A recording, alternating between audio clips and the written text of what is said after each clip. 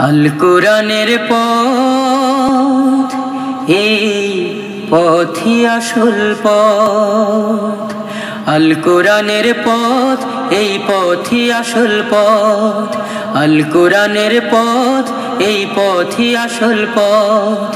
অন্য পথে অন্য মতে নেই যে রহমত, অন্য পথে অন্য মতে নেই যে রহমত। আল কোরআনের আলোয় যার জীবন আলোকিত, সে চির বিপ্লবী নয় কখনো ভীত। আল কোরআনের আলোয় যার জীবন আলোকিত, সে চির বিপ্লবী নয় কখনো ভীত। তার বুকেতে শুধু খোদার অথই মোহাব্বত, অথই মোহাব্বত। আল কোরআনের পথ এই পথই আসল পথ। আল কোরআনের পথ এই পথই আসল পথ। অন্য পথে অন্য মতে নেই যে রহমত, অন্য পথে অন্য মতে নেই যে রহমত। আল কোরআনের প্রেমে যে বারেক পড়ে যায়, দিন কায়েমের তরে সে শহীদ হতে চায়। আল কোরআনের প্রেমে যে বারেক পড়ে যায়, দিন কায়েমের তরে সে শহীদ হতে চায়। সে জিহাদের রাহে গড়ে নিজের ভবিষ্যৎ, নিজের ভবিষ্যৎ। আল কোরআনের পথ এই পথই আসল পথ। আল কোরআনের পথ এই পথই আসল পথ। অন্য পথে অন্য মতে নেই যে রহমত, অন্য পথে অন্য মতে নেই যে রহমত। অন্য পথে অন্য মতে নেই যে রহমত।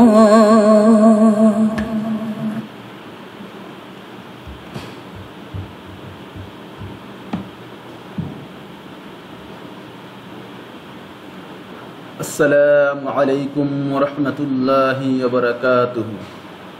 সুপ্রিয় দ্বাদশ শ্রেণীর শিক্ষার্থীরা, আজকের অনলাইন ভিডিও ক্লাসে তোমাদের সকলকে স্বাগতম। সুপ্রিয় শিক্ষার্থীরা, আজকের ক্লাসে আমরা ইসলাম শিক্ষা দ্বিতীয় পত্রের নৈতিক ও আদর্শ জীবন গঠনে আল কোরআনের ভূমিকা এ পাঠ থেকে আলোচনা করব ইনশাআল্লাহ।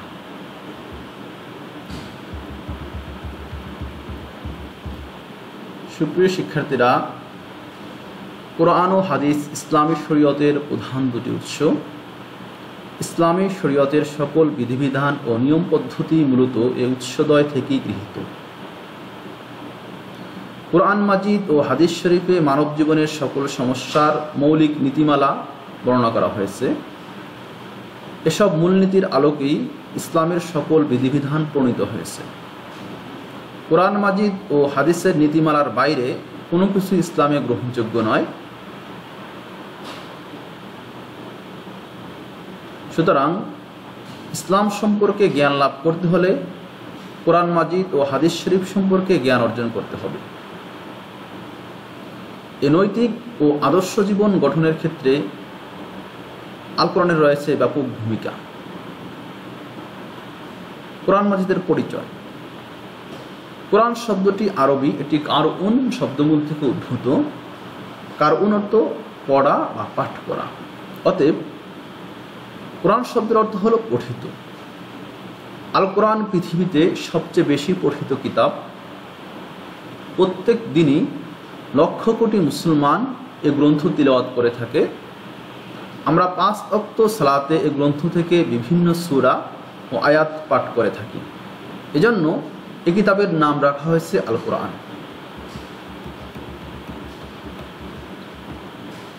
ইসলামী পরিভাষায় আল্লাহ তাআলা মানব জাতির হিদায়াতের জন্য হযরত জিবরাইল আলাইহিস সালামের মাধ্যমে মহানবী হযরত মুহাম্মদ সাল্লাল্লাহু আলাইহি ওয়াসাল্লামের উপর যে কিতাব নাজিল করেছেন তাকেই আল কোরআন বলা হয়।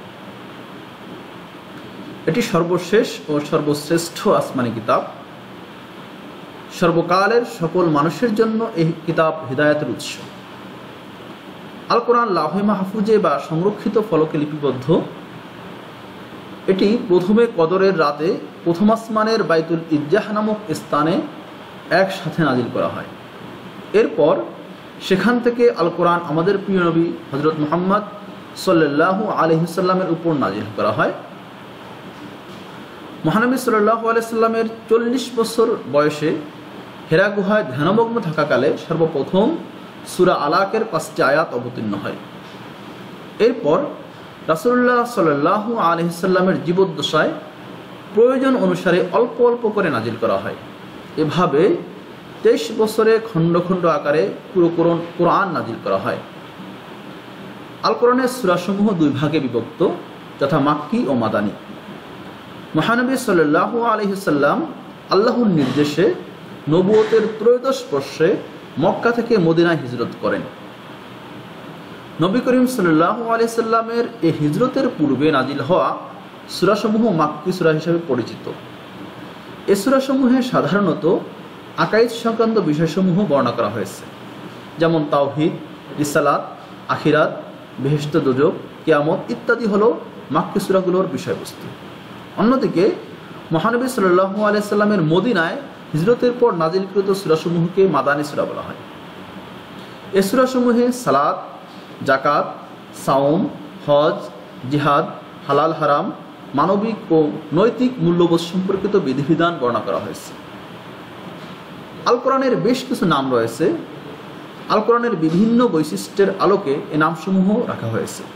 এগুলো হলো আল কোরআনের বিশেষ মর্যাদা ও বৈশিষ্ট্যের পরিচয় বহন করে। নিম্নে এর কতিপয় নাম উল্লেখ করা হলো।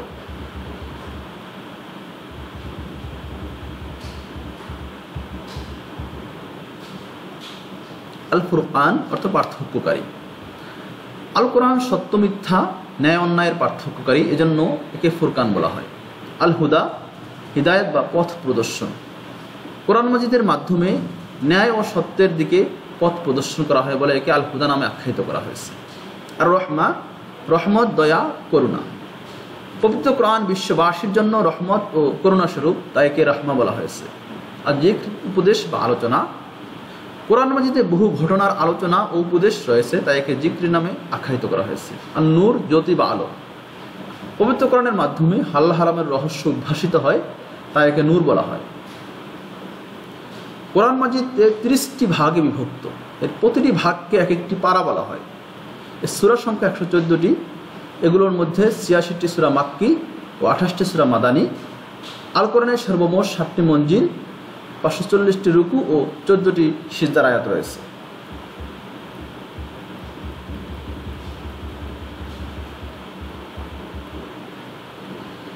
এর আয়াত সংখ্যা সর্বমোট 6236টি, মতান্তরে 6666টি।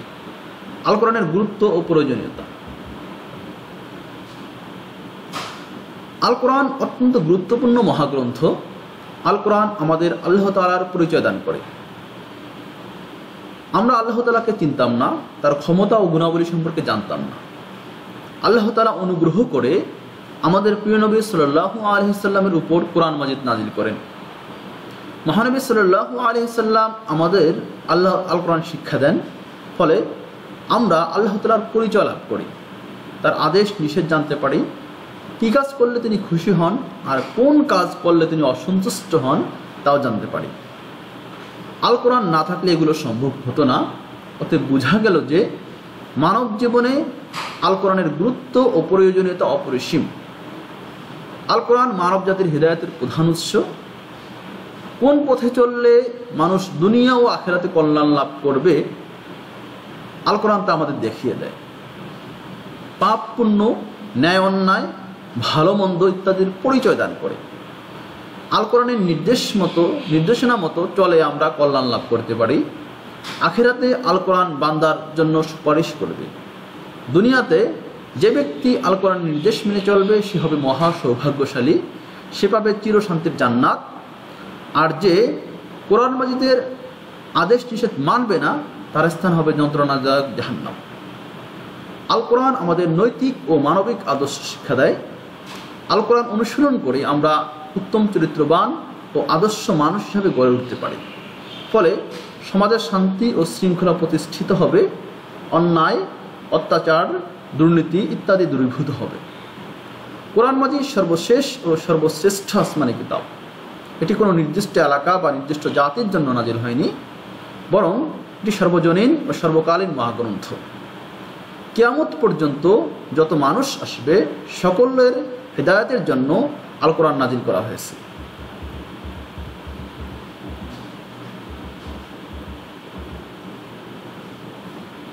আল কোরআনের সকল জ্ঞান ও শিক্ষাই সুস্পষ্ট, সংক্ষিপ্ত, প্রামাণ্য।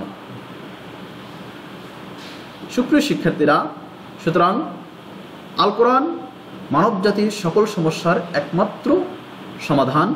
আমরা যদি আমাদের ব্যক্তি জীবন, সামাজিক জীবন, রাজনৈতিক জীবন, অর্থনৈতিক জীবন, সকল জীবনকে সুন্দর, সুষ্ঠু, পবিত্র ও পরিপাটি করতে চাই, তাহলে আল কোরআনের জীবন ব্যবস্থার বিকল্প অন্য কিছু নেই। সুতরাং আমাদের জীবনের সকল অঙ্গনকে সুন্দর ও পবিত্র রাখতে, ভুল ত্রুটির ঊর্ধ্বে রাখতে আমরা আল কোরআনের আলোকে আমাদের জীবনের সকল কিছু পরিচালনা করব, এই প্রত্যাশা রেখেই আজকের ক্লাস এখানেই শেষ করছি। আসসালামু আলাইকুম ওয়া রাহমাতুল্লাহি ওয়া বারাকাতুহু।